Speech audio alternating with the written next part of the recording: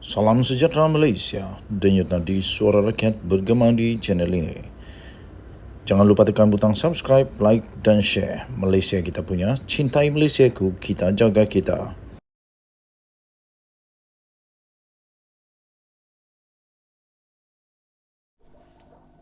Salam sejahtera Malaysia, denyut nadi suara rakyat bergema di channel ini. Sebelum ini, Sanusi kata negara Malaysia lah ni dah tak boleh bersuara, apa pun tak boleh, nak kena tangkap. Sekarang PAS terpaksa menjilat sendiri apa yang dikata oleh Sanusi.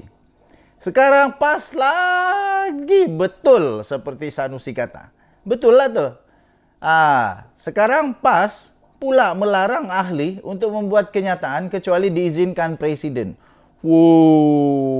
Apa pun tak boleh cakap ya. Ini belum lagi jadi kerajaan, baru parti. Dah tak boleh cakap apa-apa kecuali diizinkan Presiden. Sanusi, apa kata kamu? Adakah kerajaan Madani sekarang tak boleh cakap apa-apa atau PAS yang tak boleh cakap apa-apa? PAS melarang ahli membuat kenyataan kecuali diizinkan Presiden. Hari itu bukan main lagi Sanusi kata tak boleh bersuara di Malaysia. Apa? Ingat Malaysia ini negara apa? Kita ingat Malaysia Korea Utara apa? Bukanlah Malaysia tercinta. Kita bebas di Malaysia.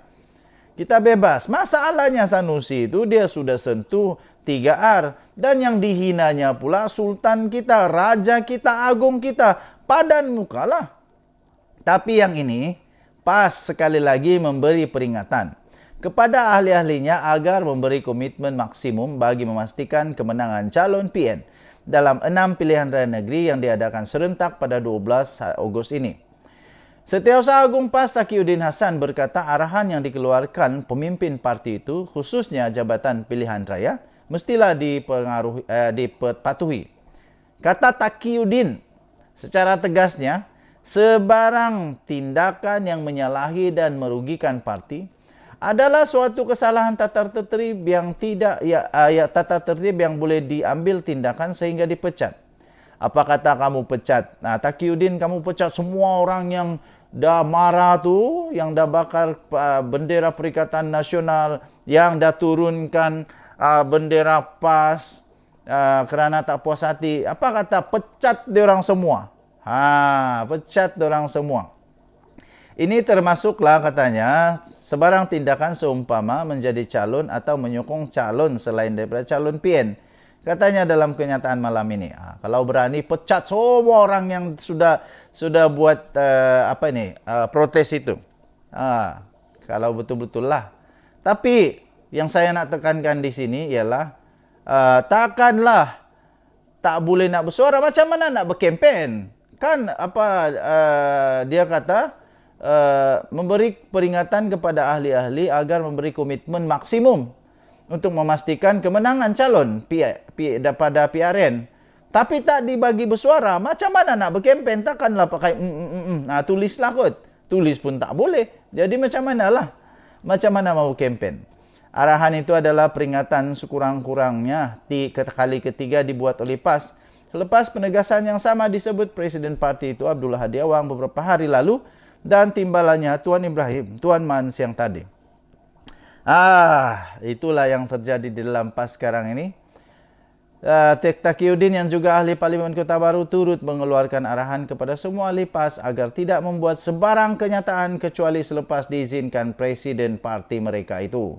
Katanya sebarang kenyataan media tidak boleh dibuat melainkan dengan kebenaran Presiden PAS bagi mengelakkan timbulnya suasana yang boleh merugikan perancangan khususnya dalam tempo pilihan raya ini katanya. Denyut nadi suara rakyat bergema di channel ini. Jangan lupa tekan butang subscribe, like dan share. Saya nak tengok kalau betul PAS ini berani memecat dia punya ahli. Pecatlah ramai-ramai. Kita jumpa lagi. Bye-bye. Salam sejahtera Malaysia. Denyut nadi suara rakyat bergema di channel ini. Nampaknya kejutan besar untuk seluruh PAS. Saya pun tidak pasti kenapa. Tapi sah tiada Nik Abduh dan Anwar Musa dalam senarai calon PN. Untuk Anwar Musa kita boleh hadam dengan mudah. Tetapi untuk Nik Abduh, mengapa beliau tak ada dalam senarai? Ini mengejutkan. Nama anak kepada bekas Menteri Besar Kelantan, Nik Muhammad Abduh Nik Abdul Aziz. Ini bekas Menteri Besar Kelantan tau. Bekas Menteri Besar Kelantan, Nik Muhammad Abduh Nik Abdul Aziz, iaitu anak kepada Tok Guru, Tuan Guru Nik Aziz, terus gaib daripada senarai calon pilihan PAS bagi menghadapi pilihan raya negeri PRN Kelantan. Kenapa ya? Kenapa? Saya fikir PAS perlu untuk memberitahu kepada semua ahli dalam PAS kenapa beliau tiada. Pertama. Kedua, saya fikir Nik Abdul Aziz perlu ada. Banyak sebab kenapa dia perlu ada. Dia perlu ada dalam senarai calon. Jangan sampai Nik Abdul Aziz tiba-tiba merajuk, dia masuk ke parti lain, baru nak menyesal, sudah terlambat. Malaysia kini sebelum ini memetik beberapa sumber melaporkan bekas Ketua Pemuda PAS Pusat itu berkemungkinan akan dicalonkan di kerusi Dewan Undangan Negeri Dun Cempaka. Oh begitu. Sekarang sudah kita tahulah. Sudah kita tahu dia tiada dalam senarai di Kelantan kerana mungkin dia akan di Dewan Undangan Negeri Dun Cempaka. Oh begitu. Sekarang sudah terjawablah. Dalam majlis pengumuman calon PN Kelantan di pekarangan Stadium Sultan Muhammad keempat di Kota Baru semalam, penyandang Dun tersebut, Fatan Mahmud, juga tidak dicalonkan semula. Wow. Senarai nama calon itu diumumkan sendiri oleh Timbalan Musyidul Ampas, iaitu Ahmad Yaakob. Sebaliknya, PAS menggantikan Fatan dengan muka baru yang juga seorang peguam, Nik Baharum Nik Abdullah. Wow. Sementara itu, bekas ahli Parlimen Ketereh, Anwar Musa, yang sebelum ini menyertai PAS, turut tidak dicalonkan. Minta maaflah Anwar Musa. Kamu nampaknya belum lagi laku di PAS. Orang PAS belum lagi terima kamu. Sabarlah. Kamu ingat terus perlu jadi hero? Tak ada. Bekas Menteri UMNO itu sebelum ini disebut-sebut antara individu berpengaruh yang mungkin menjadi pertaruhan PN di Kelantan. Dia sebelum ini memberi gambaran bahawa dia tidak tergesa-gesa mau menjadi calon PAS untuk bertanding PRN selepas menyertai parti awal Jun yang lalu. Anwar yang 5 kali menjadi ahli parlimen sejak tahun 1986 lagi berkata dia menyertai PAS untuk mengejar matlamatnya untuk melindungi Islam dan Melayu dan bukannya jawatan awam. Saya tidak bertanding pun tidak mengapa asalkan UMNO tak menang, katanya. Hoi! Memang betul dia berdendam dengan UMNO. Jika diberi mandat untuk bertanding, saya perlu berbincang dengan pucuk pimpinan PAS bagi mengetahui untuk tujuan apa diamanahkan. Berbuat demikian, katanya. Kalau tidak, tak boleh sahaja. Kalau tidak, boleh sahaja bagi peluang pada anak-anak muda atau calon dalam kalangan ahli PAS yang sudah lama dalam parti ini. Lagipun saya masih baru dalam PAS, katanya, seperti dilaporkan baru-baru ini. Kita jumpa lagi Denyut Nadi Suara Rakyat bergema di channel ini. Selamat pagi Malaysia. Salam sejahtera Malaysia. Selamat pagi tuan-tuan dan puan-puan yang dihormati sekalian. Denyut Nadi Suara Rakyat bergema di channel ini. Satu lagi isu terbaru yang Sanusi kena jelaskan kepada rakyat negeri Kedah. Menteri Besar Negeri Kedah diminta untuk menjelaskan isu bekalan elektrik di KRC. Tak habis-habis muncul satu-satu. Betullah kata mereka, ini baru permulaan. Ini baru permulaan kepada perkara-perkara pendedahan-pendedahan yang pasti buat Sanusi pening kepala. Menteri Besar Kedah Datuk Seri Muhammad Sanusi Madnor diminta untuk menjelaskan apa susah betul lah mau sebut ni.